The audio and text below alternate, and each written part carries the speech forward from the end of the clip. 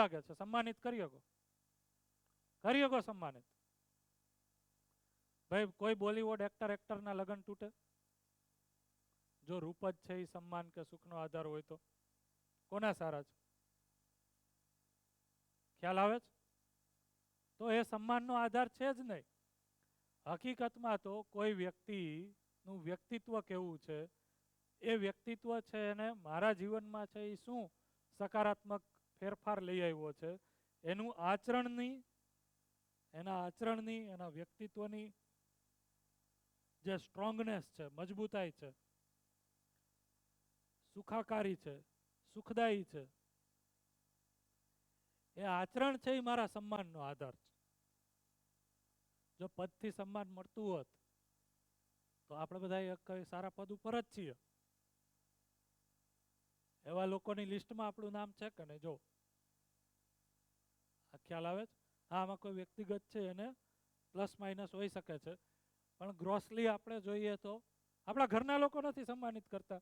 બની જાઓ class 1 officer, ચાલો આઈએએસ બની જાઓ, તો ઘરના લોકો છે એ આપણને છે એ વેલ્યુ નથી આપી શકતા, કારણ કે આપણું આચરણ, આપણું વ્યક્તિત્વ એ ઊંચાઈ, એ ચેતનાના સ્તર ઉપર નથી કે જેથી કરીને એ વ્યક્તિ આપણી નજરોમાં સન્માનિત આપણે એને જોઈ શકીએ.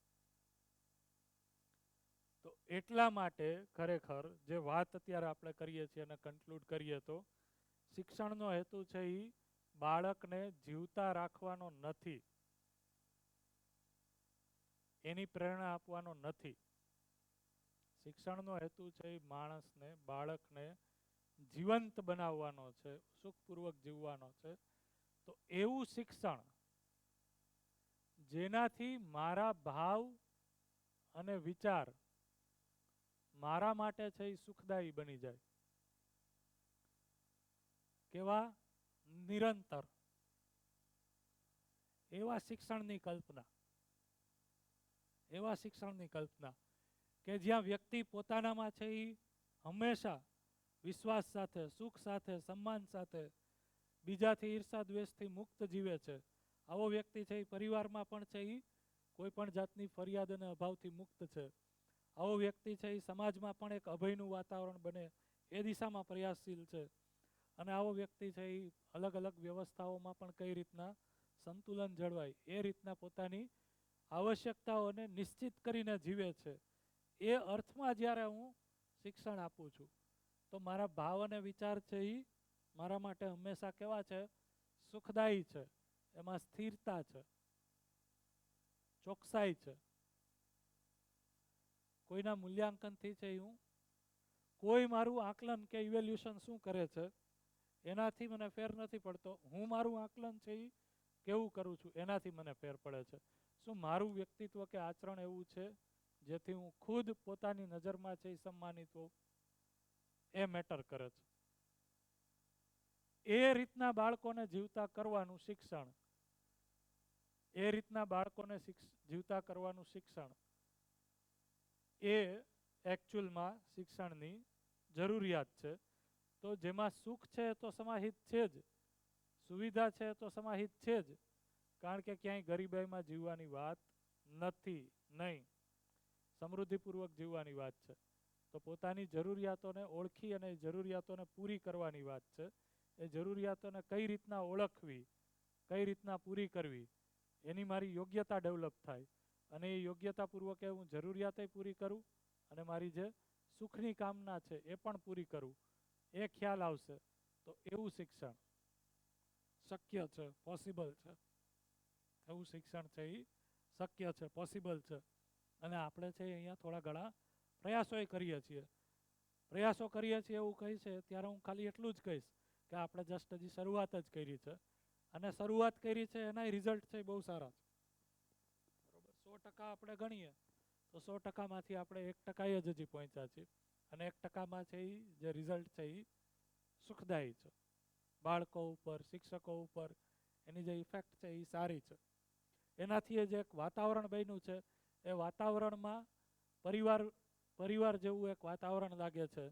જે વ્યવસ્થા બની છે એ વ્યવસ્થા છે એ એકબીજાને સહયોગ કરવાની, મદદ કરવાની, હેલ્પ કરવાની વાતાવરણ બન્યું છે. તો એક આ પ્રાથમિક પરિચય જ છે. આ પરિચયનું નામ જે છે, જેને મેં અહીંયા સાયન્સ ઓફ હેપીનેસ અને એજ્યુકેશન કીધું, એને દાર્શનિક રીતે તાત્વિક રીતના છે એ અહીંયા અમે લોકો જીવન વિદ્યા કહીએ છીએ. જીવન વિદ્યાની શિક્ષા છે, જેનો આધાર એક દર્શન છે. એ દર્શનનું નામ છે એ મધ્યસ્થ દર્શન છે.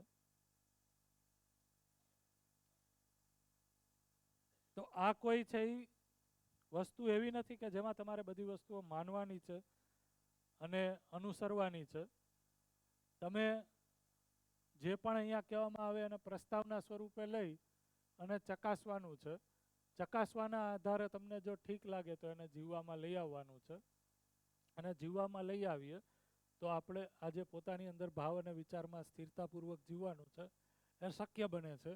તો એનો અભ્યાસક્રમ છે એ આપણે નર્સરીથી સ્ટાર્ટ કર્યો છે. નર્સરીથી અત્યારે આપણે અહીંયા ધોરણ 10 સુધી છે.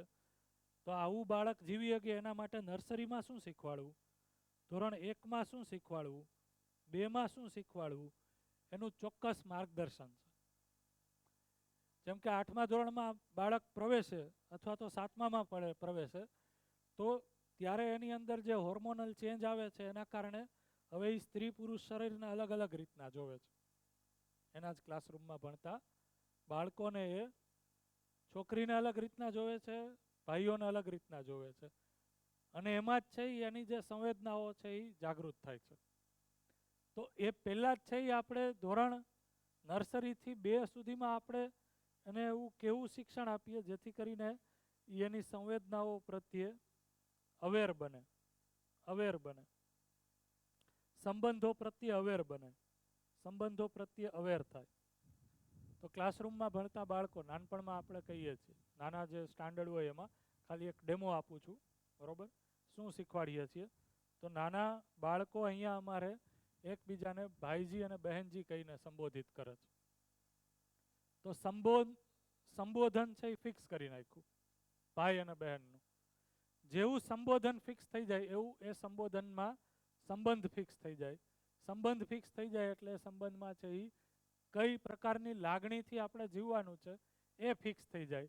એટલે એક સમય પછી જ્યારે એ ઉંમરમાં આવે છે કે જ્યાં એને શરીરનું જ્ઞાન થાય છે, ત્યાં પહેલેથી જ છે એની લાગણીઓ છે એ નિયંત્રિત છે. તો આ તો એક માત્ર ડેમો છે, બરોબર. જે સમાજની આપણી કલ્પના છે એ એક મોટું આઉટપુટ આપણે જોઈ છે. એના માટે આપણે શરૂઆત છે આ રીતના કરશું. એવી જ રીતના છે એ સંબોધનની જગ્યાએ એક સમય પછી સહયોગ સમજાવીએ છીએ. સહયોગ, કોઓપરેશન. બાળક છે એ કઈ રીતના એકબીજાને સહયોગ કરતું થાય એ ખ્યાલ આવે. એવી જ રીતના એક સમય પછી છે અત્યારની જે પ્રોબ્લેમ છે બધા લોકોને, મોબાઈલ ઉપર ચર્ચા કરીએ છીએ. મોબાઈલ એકચ્યુઅલમાં કોઈ પ્રોબ્લેમ નથી, પણ મોબાઈલનો ઉપયોગ છે એ કઈ રીતના કરવો એનું જ્ઞાન, એનો સંવાદ જો બાળક સાથે ઠીક રીતના ઠીક ઉંમરમાં થઈ જાય તો એ ખ્યાલ આવે. એટલા માટે નાના બાળકો માટે સંવાદ નથી.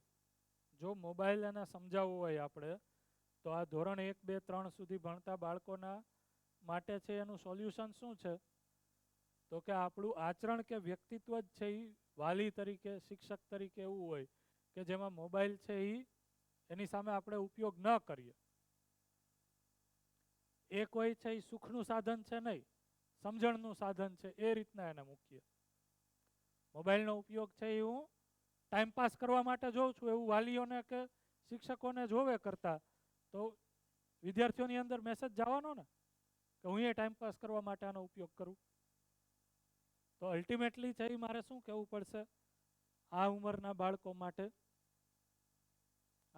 બાળકો માટે તો એક તો પહેલાં વ્યવસ્થા એવી રાખવી પડશે કે જેમાં મોબાઈલને છે એ મોબાઈલના ઉપયોગને બાળકની સામે પ્રોત્સાહિત કરવામાં ન આવે.